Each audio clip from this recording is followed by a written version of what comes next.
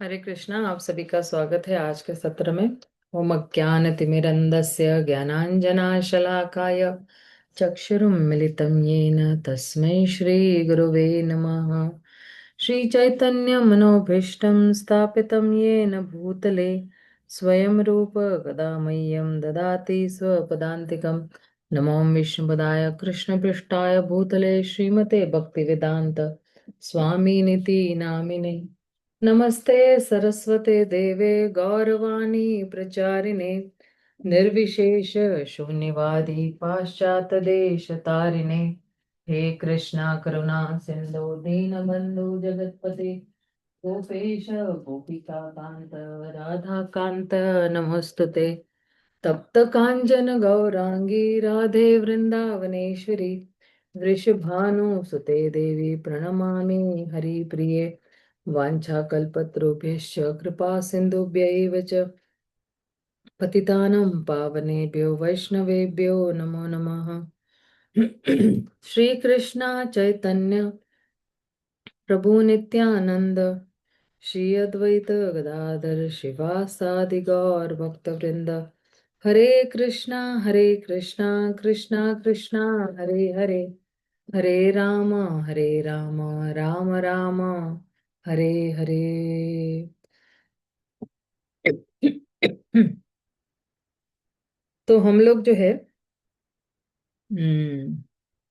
कृष्णदास कविराज गोस्वामी की जब कृपा जो है, नित्यानंद महाप्रभु की कृपा बरसी जब कृष्णदास कविराज गोस्वामी पे, तो स्वप्न में आके उनको कहा कि तुम जाओ और रूप सनातन के सानिध्य में जाके जो है वो वहां पे रहो। और फिर रघुनाथ दास गोस्वामी, स्वरूप दामोदर गोस्वामी के सानिध्य में रह के रहो वहां पे। तो अब जो है 2000 कह रही मैं, 207 श्लोक से जो है नित्यानंद महाप्रभु की उदारता क्या है, यहां से ये बताएंगे कि क्या है। क्योंकि देखिए, जो भगवान की जन्मस्थली है गौड़ देश जो है, ठीक है, बंगाल में, तो ये औदार्य धाम कहा जाता है। क्योंकि चैतन्य महाप्रभु एक औदार्य अवतार है, तो उनके जितने भी पार्षद है वो भी औदार्य है। औदार्य यानी उदार, बहुत ही उदार, मतलब सहजता से कुछ भी दे देने वाले, मतलब इस तरह से पात्र कुपात्र न देखने वाले। तो अ, नित्यानंद महाप्रभु जो है वही औदार्य भाव लेकर जो है वो आए हुए हैं। तो कह रहे हैं, ए मन निघृण मोरे केबा कृप करे, एक नित्यानंद विनु जगत भीतरे। इस जगत में नित्यानंद के बिना मुझ जैसे गुणास्पद मनुष्य पर कौन अपनी दया प्रदर्शित कर सकता है। तो कृष्णराज कविराज, सॉरी, हाँ, कृष्णराज कविराज गोस्वामी जो है उनको यही मतलब विश्वास है कि नित्यानंद महाप्रभु के अलावा कौन इनको कृपा बरसाएगा। तो उनका पूरा जो आश्रय है, जो जो जिस पे निर्भर है, वो नित्यानंद महाप्रभु की कृपा पर निर्भर है। फिर आगे कह रहे हैं, प्रेमे न प्रेमे मत नित्यानंद कृपा अवतार, उत्तम अधम किछु न करे विचार। तो कह रहे चूंकि वे प्रेमावेश में मत रहते हैं और कृपा के अवतार है, अतएव वे अच्छे बुरे में भेदभाव नहीं करते हैं। क्योंकि बिल्कुल कोई अगर बहुत ही आनंद में रहता है, तो आपने देखा ना, अपने घर में भी देखा, अगर माँ बहुत आनंद में है या घर में कोई सदस्य बिल्कुल आनंद में है, तो वे पैसे की बारिश बरसाएंगे या कुछ बहुत अच्छा भोजन बनाएंगे और खुश करेंगे। तो आनंद प्रदान करने वाले होते हैं। अगर कोई बहुत अंदर से ही आनंदित है, तो आनंद प्रदर्शित बाहर भी हो जाता है उदारता के रूप में।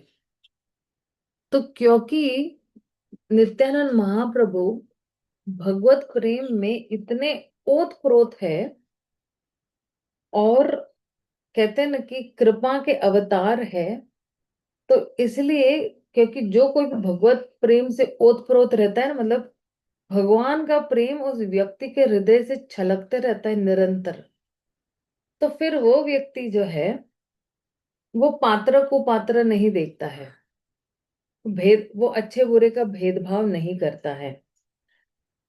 तो आगे कह रहे हैं, ये आगे पढ़े तारे कर य निस्तार, अतएव निस्तारिला मोह है न दुराचार। जो उनके समक्ष भूमि पर गिरते हैं वे उनका उद्धार कर देते हैं, अतएव उन्होंने मुझ जैसे पापी तथा पतित व्यक्ति का उद्धार कर दिया है। तो जो कोई भी नित्यानंद महाप्रभु के समक्ष या उनके चरणों में गिर जाता है, दंडवत प्रणाम करता है उनको, तो जो है तुरंत ही वो व्यक्ति जो है उसका उद्धार हो जाता है। तो कृष्णराज कविराज गोस्वामी जो है वो महान लेखक है, अपने आप को भी जो है दीनहीन भाव में प्रस्तुत कर रहे हैं। लेकिन हमें ये नहीं सोचना चाहिए कि एक पतित जीव कैसे कोई इतना बड़ा ग्रंथ लिख सकते हैं।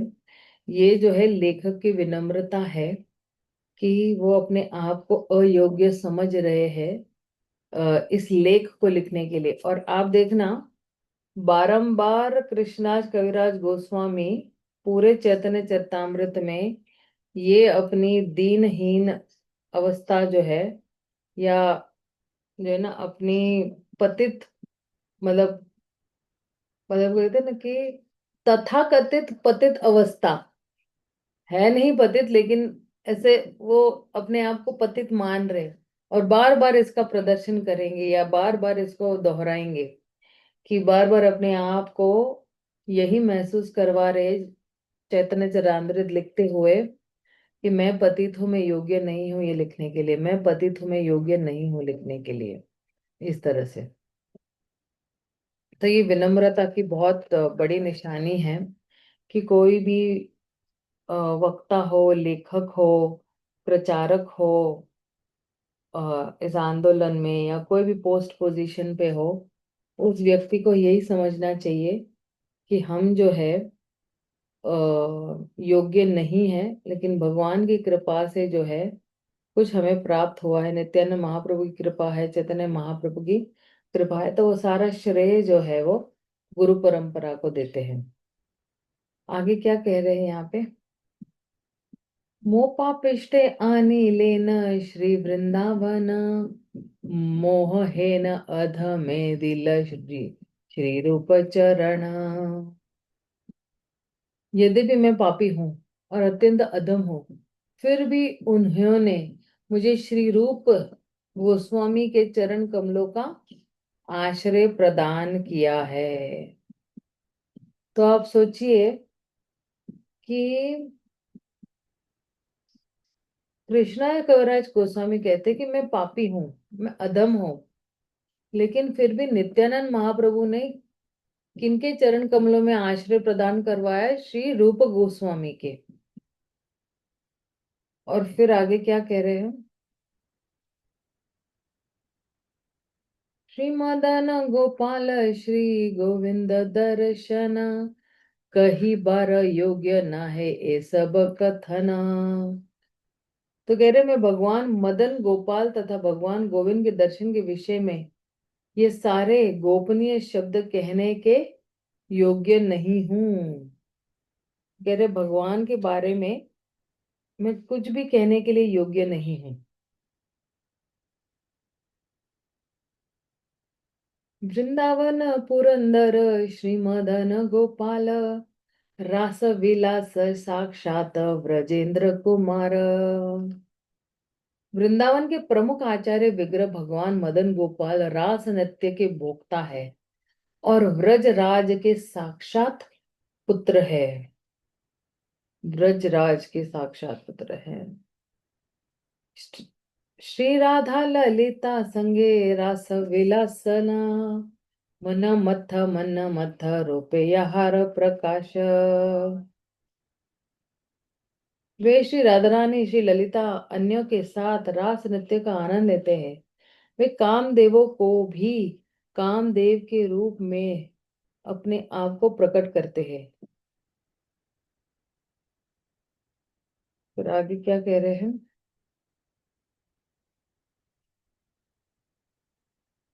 हम्म। तासाम आविर्भुच्च भुच्छौरी स्मयमान मुखाम्बुज पीतांबरधर स्रग्वी साक्षान् मन मनमथ मनमथ पीतांबर धारण किए तथा फूलों की माला से अलंकृत गोपियों के मध्य स्मित हास्य से युक्त कमल मुख वाले भगवान कृष्ण कामदेव के हृदय को भी मोहने वाले लग रहे हैं। तो आप देखना, ये भी वर्णन एक्चुअली क्यों कर रहे हैं, ये मदन मोहन का वर्णन है। ये सारा वर्णन जो है ले रहे मदन मोहन का। और ये एक्चुअली मदन मोहन की कथा जो है, ये कथा जो है ये जाती है जयपुर में करौली के पास। क्योंकि जो मदन मोहन के जो ओरिजिनल विग्रह है, जो असली विग्रह है, वो अभी करौली में है। औरंगजेब के डर से जो है जयपुर को गुप्त वृंदावन बना लिया था आचार्यों ने। तो ओरिजिनल राधा गोविंद देव जी के जो विग्रह है वो वहां पर है। जयपुर में है। ओरिजिनल राधा मदन मोहन के विग्रह करौली में है। राधा गोपीनाथ है। फिर राधा गोपीनाथ भी वहीं पर ही है ओरिजिनल विग्रह। तो उसको गुप्त वृंदावन भी कहा गया है।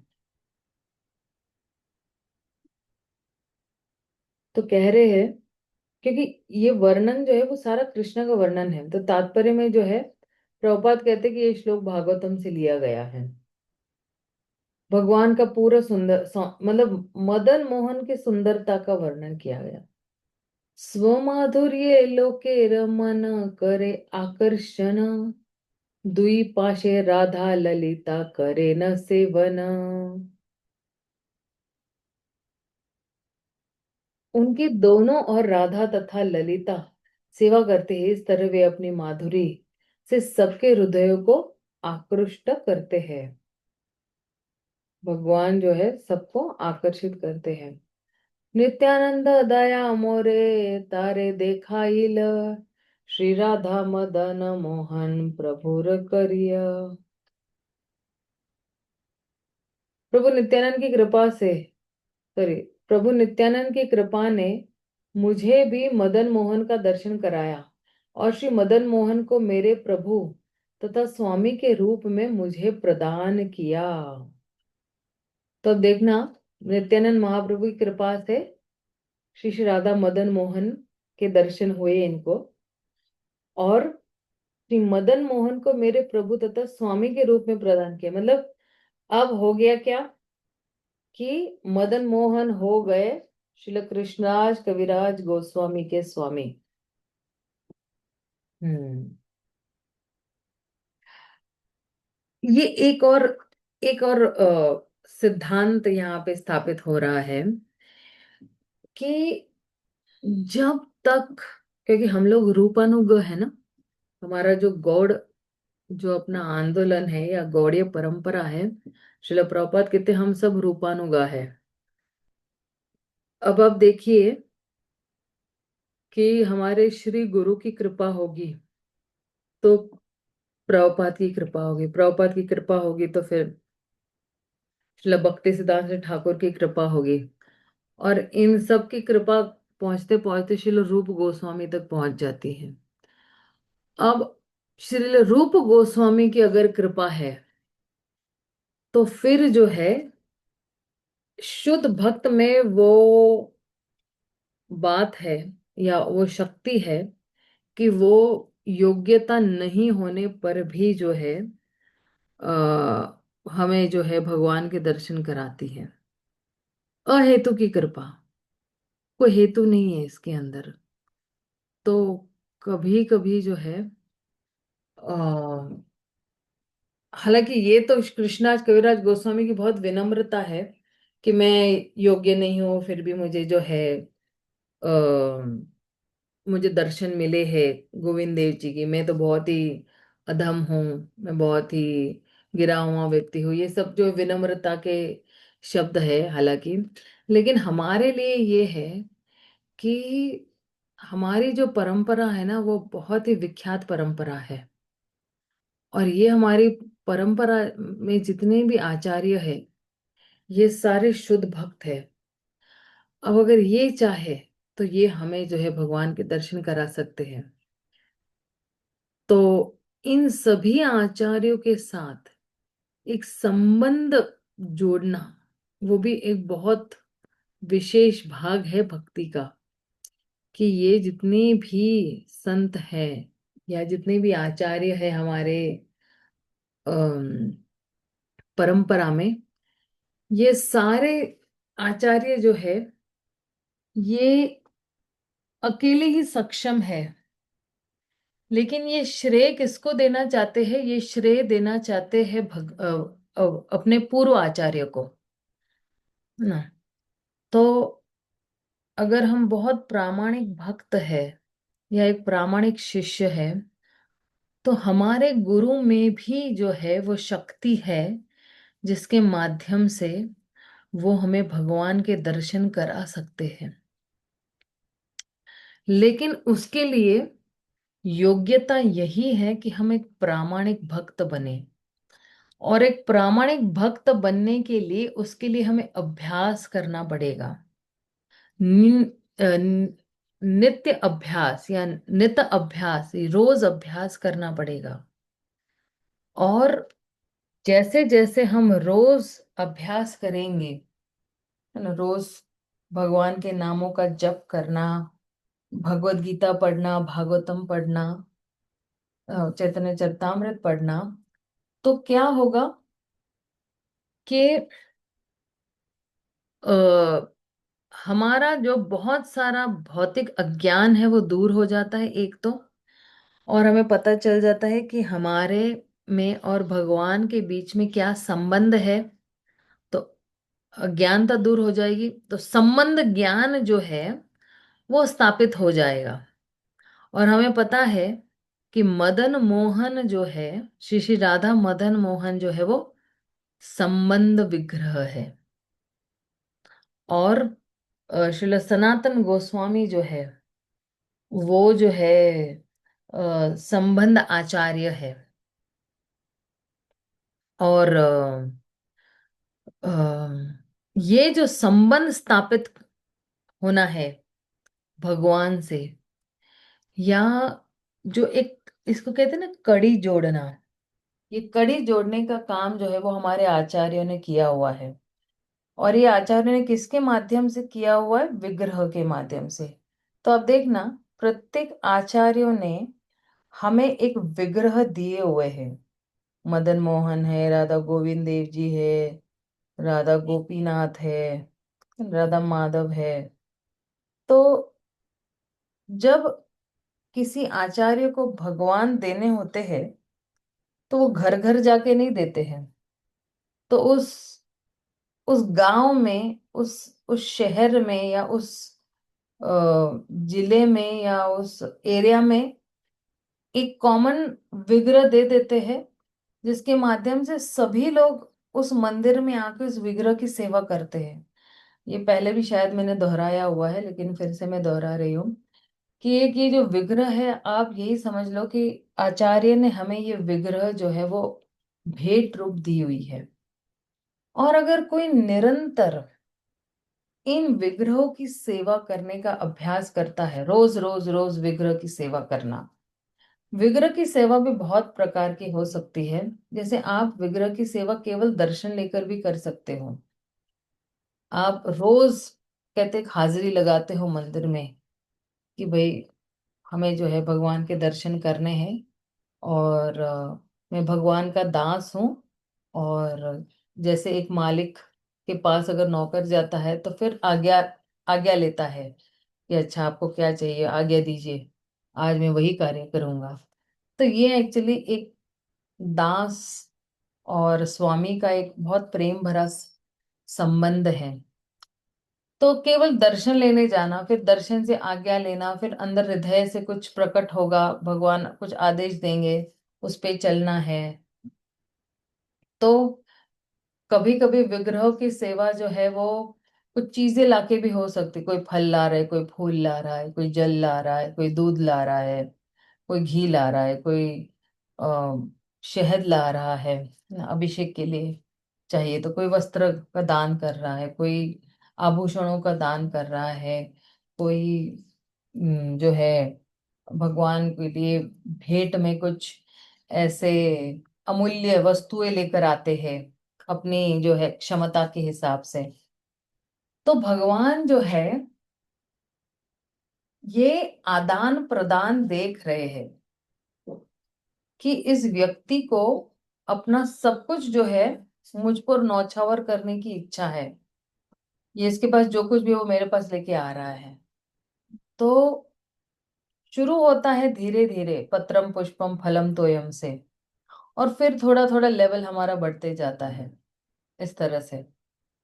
और एक्चुअली ये वस्तुओं से शुरू होता है, लेकिन बाद में हो जाता है आत्मसमर्पण से। तो भगवान को वस्तुओं की जरूरत नहीं है, भगवान को फल फूल की जरूरत नहीं है, भगवान को उसके अंदर जो प्रेम है उसकी जरूरत है। तो जैसा जैसा कोई व्यक्ति जो है किसी के साथ संबंध स्थापित करता है ना, अगर मान लो रोज हम किसी मित्र को मिलते हैं तो हमारा लगाव उस व्यक्ति के प्रति बढ़ता जाएगा, राइट। कभी कभी हम लोग नहीं, इंग्लिश में एक कहावत है, आंखों से out of sight out of mind. Out of site मतलब कि आंखों से ओझल तो दिमाग से और दिल से भी ओझल हो जाता है व्यक्ति। तो उसी तरह जो है, अगर कोई निरंतर भगवान को रोज मिलते हैं, रोज उनके गुणगान करते हैं, तो भगवान उस भक्त के साथ आदान प्रदान भी करते हैं। और ये संबंध स्थापित करने का बहुत ही एक सरल सा मार्ग है कि जो लोग मंदिर के नजदीक रह रहे हैं तो रोज जाए भगवान के दर्शन करने के लिए और संबंध स्थापित करे। क्योंकि आप देखना, जब हम भगवान के समक्ष भी खड़े होते हैं, है ना, भगवान के सामने खड़े होते हैं, तो हम क्या करते हैं, पहले हम गुणगान करते हैं उनके, फिर उनको धन्यवाद देते हैं, फिर गुणगान गुणगान मतलब क्या, कि उनकी भर भर के प्रशंसा करना, फिर उनको धन्यवाद देते हैं कि आपने हमें कितना अच्छा जन्म दिया, इतने अच्छे परिवार में जन्म दिया है, इतने अच्छे भक्तों का संग दिए, इतने अच्छे गुरु दिए हुए हैं, तो बहुत धन्यवाद। मेरी योग्यता नहीं है कि मैं जो हूँ कोई आपकी भक्ति कर सकूं, लेकिन आप ही की कृपा से जो है मुझे भक्तों का संग मिला हुआ है, और बहुत बहुत धन्यवाद कि आपने मुझे इतने अच्छे भक्तों का संग में डाला हुआ है। और फिर जो है तीसरा जो है, हम क्या करते हैं, अपने हृदय की बात खोलते हैं। हृदय की बात खोलना मतलब क्या, अपनी दीनहीन स्थिति को जो है व्यक्त करते हैं कि मेरी माला नहीं हो रही है, मेरा रीडिंग नहीं हो रहा है, मैं ये नहीं कर पा रहा हूँ, मैं वो नहीं कर पा रहा हूँ भक्ति मार्ग में। तो हृदय को खोलना, क्योंकि हम हृदय किसी और के पास जाके कैसे खोल सकते हैं, है ना।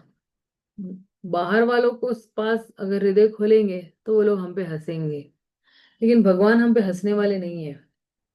तो हम अपना हृदय किसके सामने खोलेंगे, भगवान के सामने ही खोलेंगे। इसलिए जो है, ये जो विग्रह के साथ संबंध स्थापित करना बहुत जरूरी है। और कई लोग ये भी सोचते हैं कि अरे माता जी, कई लोगों को तो भगवान का श्रृंगार करने मिलता है, हम लोगों को तो श्रृंगार करने नहीं मिलता है, तो हम कैसा है, तो श्रृंगार में सहयोग दे सकते हैं।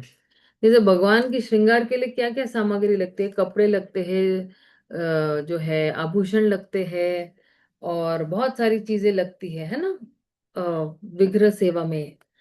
तो उसके लिए सहयोग दे सकते हैं। आप कोई धन राशि दे सकते हैं, आप घी दे सकते हैं, आप आभूषण लाके दे सकते हैं, आप वस्त्र लाके दे सकते हैं। तो मंदिर के साथ आप टाई अप कर सकते हो कि इस बार जन्माष्टमी के लिए भगवान के वस्त्र के लिए मुझे 500 रुपये देना है, 1000 देना है, 10,000 देना है, 50,000 देना है, जो भी आपको देना है वो आप दे सकते हो। तो विग्रह की सेवा के लिए फिर जो है, और जो भी विग्रह की सेवा के लिए लग रहा है, अभी भोग भी लगता है भगवान को 6 दिन में 6 बार, तो उसके लिए भी आप सहयोग दे सकते हो। चाहे आप अभिषेक के लिए दूध ही लेकर आ सकते हो, या घी लेके आ सकते हो, या शहद लेके आ सकते हो, ये विग्रह की सेवा कर सकते हैं हम इस तरह से। तो जैसे ही जो है गुरु जो है देखते हैं, ये जो है भगवान के साथ ये संबंध स्थापित करना जो है चाहता है, तो गुरु भी जो है प्रचुर मात्रा में, मैंने इस बार भी कहा था, कि सुविधाएं प्रदान करते हैं। जिस व्यक्ति को भगवान के निकट जाना है, तो गुरु जो है वो प्रदान करते हैं सुविधाएं, और उस भक्त को जो है वो भगवान के निकट निकट निकट लेकर जाता है। तो ये वाले श्लोक में यही है कि श्रील रूप गोस्वामी की कृपा से, क्योंकि रूप मंजरी है और भगवान के बिल्कुल, राधा रानी के बिल्कुल निकट है, तो उन्हीं की कृपा से जो है हमें क्या प्रदान होगा, भगवान के दर्शन प्रदान होंगे। अब यहां से जो है कह रहे हैं, मोह में दिल श्री गोविंद दर्शन, कही बार कथा ने अकथय कथना। उन्होंने मुझ जैसे अधम को भगवान गोविंद का दर्शन कराया। न तो शब्द इसका वर्णन कर सकते हैं, और न ही इसे प्रकट करना उपयुक्त होगा। तो उनके पास शब्द नहीं है कि किस तरह से जो है गोविंद देव जी के दर्शन जो है कराए हैं श्रील रूप गोस्वामी ने। तो आगे कह रहे हैं, अब जो है ना, यहाँ से जो है गोविंद देव जी की महिमा शुरू हो रही है कि कैसे है गोविंद देव जी, है ना। तो कह रहे हैं पूरे गोविंद देव जी की पूरी महिमा है ये, के लिए भी थोड़ी चर्चा करनी पड़ेगी। वृंदावने योग पीठे कल्पतरु वने, रत्न मंडप ताहे रत्न सिंहासने, श्री गोविंद वसिया छिन व्रजेंद्र नंदना, माधुर्य प्रकाशी करे न जगत मोहन।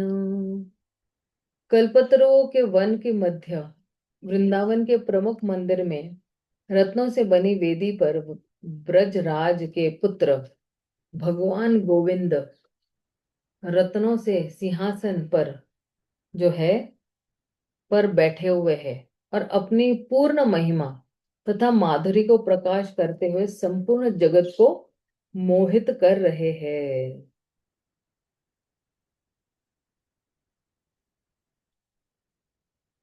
मुझे एक्चुअली ये समझना है कि व्रजराज के पुत्र भगवान गोविंद, ये व्रजराज के पुत्र गोविंद जी कैसे हो सकते हैं, मैं यही सोच रही हूँ। हरे हरे कृष्णा माता जी, धन्य प्रणाम। हाँ प्रभु जी, जरा मुझे समझाइए इसको जरा मैं। नंद बाबा को ब्रजराज भी वो, ये जसोदा जी के जो पति थे, राइट राइट, अच्छा अच्छा अच्छा। उनको ब्रजराज भी कहते हैं ना माता जी। हाँ ये मुझे पता नहीं था। क्योंकि गाय, सबसे ज्यादा गाय उनके पास थी ना वृंदावन में, इसीलिए। हाँ तो एक, भगवान का एक नाम गोविंद भी है। हाँ राइट राइट राइट, तो ये मुझे अभी ना, अभी चमका, मतलब चमक नहीं रहा। ब्रजराज के पुत्र इसलिए ना, देखना है ना, संग में हम्म। पढ़ना बहुत जरूरी है। अब अकेले हम्म। में पढ़ती तो मुझे समझ में नहीं आता, मैं ऐसे ही से सर खुजाती रहती मैं। नहीं माता जी, हमारे लोगों को तो ज्यादा कुछ नॉलेज नहीं है, लेकिन हाँ ठीक है, सही संग, बात। नहीं नहीं प्रभु जी, एक्चुअली ना क्या है ना, मैं जब इधर ये क्लास कंडक्ट कर रही हूँ ना, तो मैं अपने आप को भी जो है मैं स्टूडेंट ही समझती हूँ। कि मैं भी समझने की यहाँ पे कोशिश कर ही रही हूँ। और जो कोई भी सुन रहे हैं ना, तो मुझे यही है कि सबको समान ही ज्ञान है। ऐसा नहीं है कि मैं ज्ञान देने आ रही हूँ। नहीं भाई, आपके गुरुओं की कृपा से आपके पास वो ज्ञान है, लेकिन ये हो जाते कभी कभी कुछ चीजें बड़ी स्पष्ट हो जाती है, संग में चीजें बहुत स्पष्ट हो जाती है। अब हाँ देखिए जी माता जी। कि मैं कंफ्यूज थी कि अरे ब्रजराज के पुत्र भगवान गोविंद देव जी।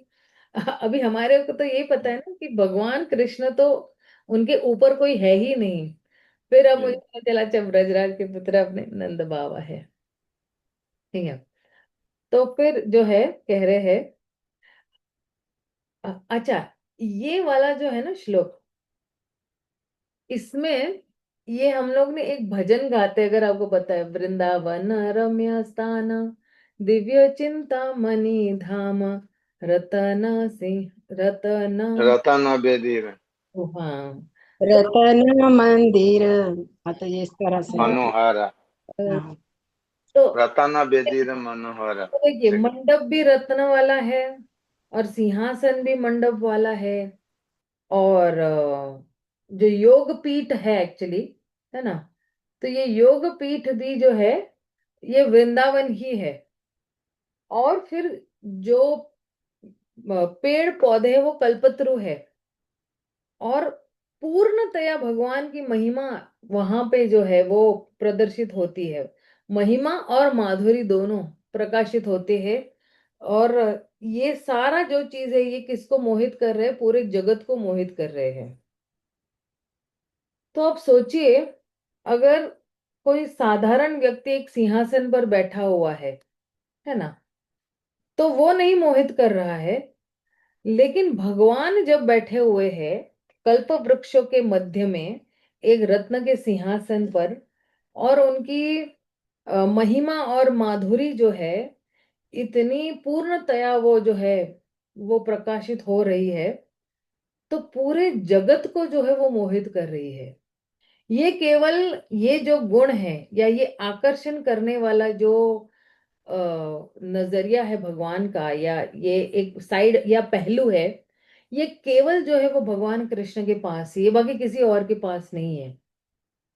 कि तुरंत ही जो है कोई भगवान से आकर्षित हो सकता है, तो फिर ये से केवल कृष्ण ही है जो है आकर्षित हो सकता है, बाकी कोई किसी और से आकर्षित नहीं हो सकता है। देखिए फिर आगे क्या कह रहे हैं।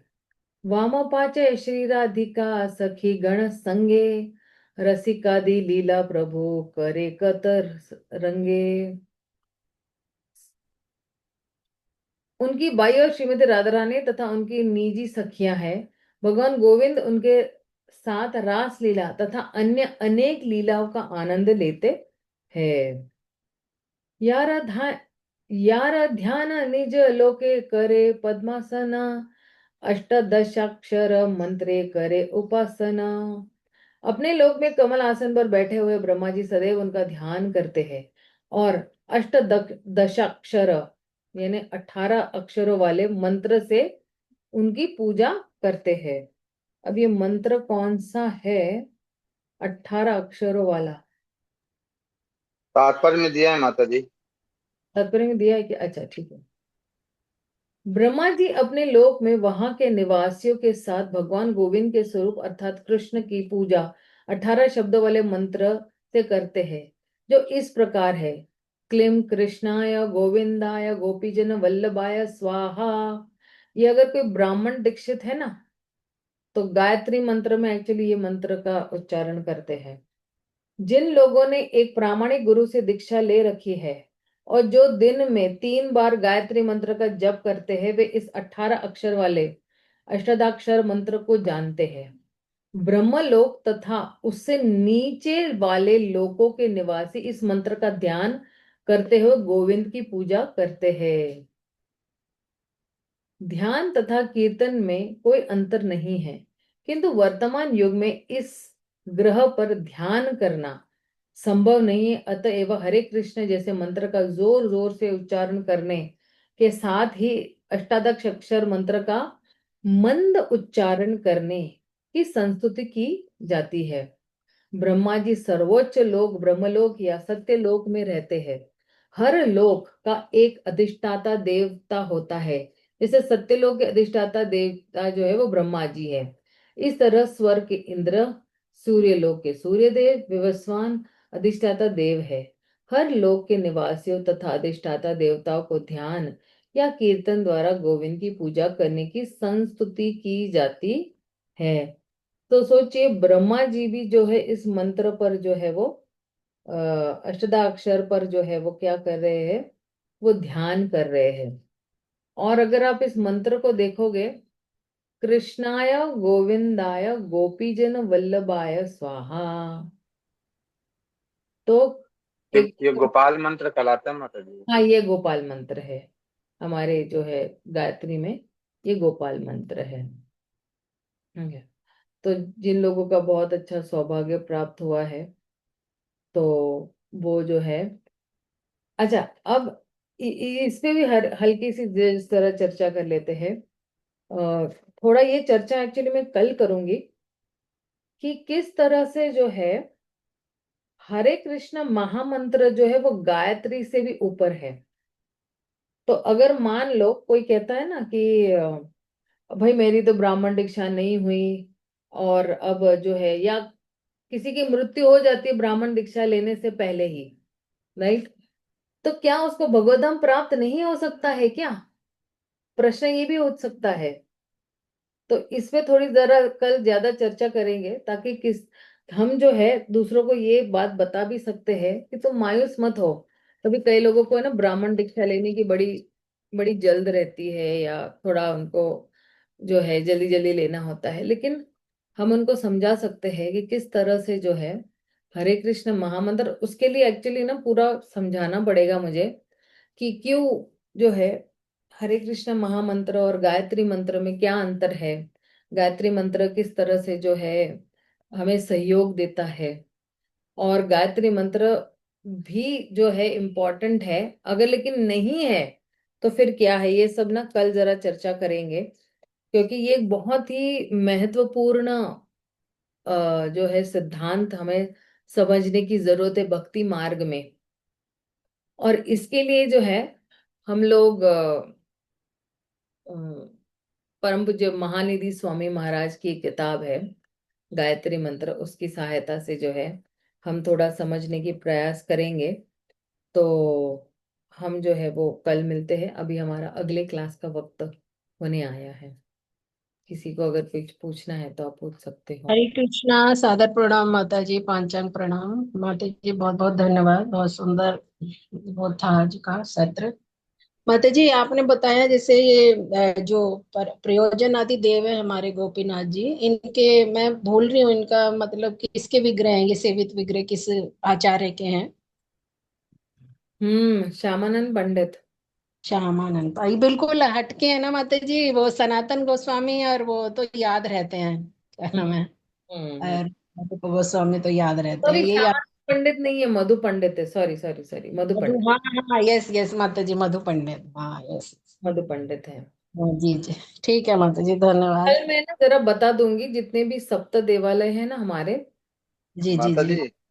एक एक जो विग्रह के जो आचार्य है ना वो भी बता दूंगी मैं, हाँ माता जी। जी जी माता जी। प्रभु जी कुछ बोल रहे थे? माता जी वो ये इनके श्यामानंद पंडित, वो श्यामानंद जी के हुआ है आपको, राधा श्याम सुंदर। हाँ, राधा श्याम सुंदर है श्यामानंद जी, और गोपीनाथ जी जो है मधु पंडित जी के हैं। मधु पंडित। राइट। जी। तो हम ये विराम देते हैं। शिल प्रभुपाद की जय, शिल कृष्णाज कविराज गोस्वामी की जय। हरे कृष्णा, हरि बोल।